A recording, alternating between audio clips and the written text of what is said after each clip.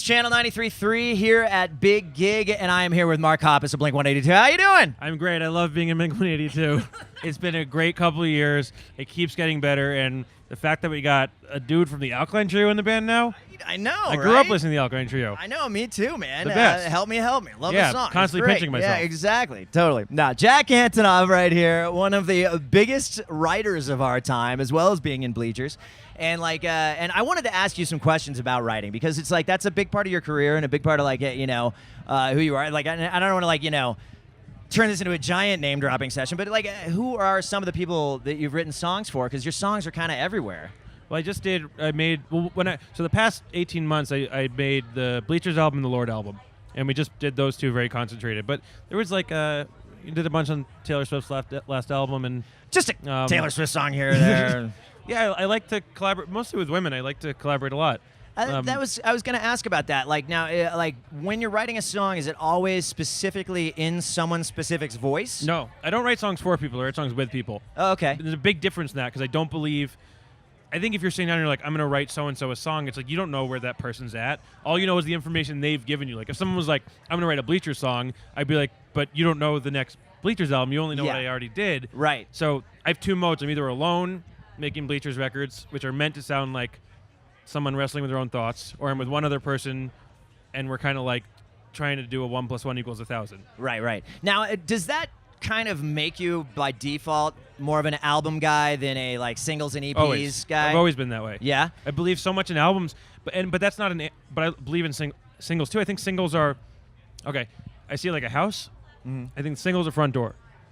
You can't get into a house without a front door, or you can, but only some people are going to go buy a ladder, go to the back window, climb up, break the window. It's like you want a front door. Right. But then you get in, you don't want a house where there's just a front door, like a song, an album that's just like a bunch of attempted singles, and you're like, where's the house? Like, I came in the front door and this album sucks.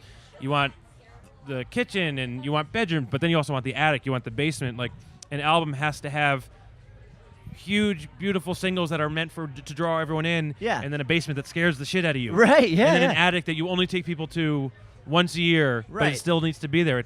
You have to think of it as a house. So what's a great example of an album with no front door? An album no front door? Yeah, once you get in, it's a mansion. Yeah, but I would say that like some of the newer Radiohead albums, which I love, don't have front doors. a little challenging though. Yeah, like they're meant for us.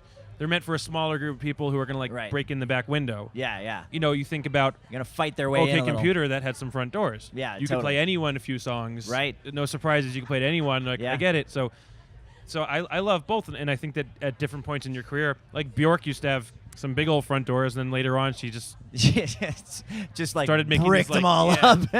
These steel shacks that you had to She put in a moat. You had to dig a hole in.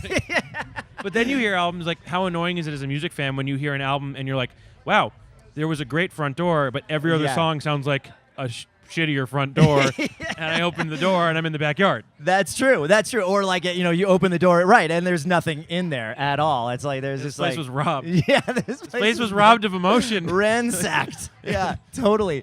Well, that's fantastic. Now, if somebody was, how do you get writing gigs? Do you know the artist on a personal level and then start working with them, or is it through management, through No, people a label, call. or?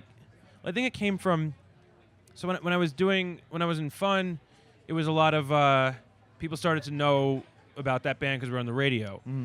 But then when I started Bleachers, I noticed a lot of people started asking me to work with them because I think they started hearing the stuff from Fun and hearing Bleachers and connecting the dots of what I do. Right. But usually, I mean, at this point, people know me for that. But at the beginning, it was just kind of trying to connect with people that were like-minded. When I was growing up, I didn't have anyone to collaborate with.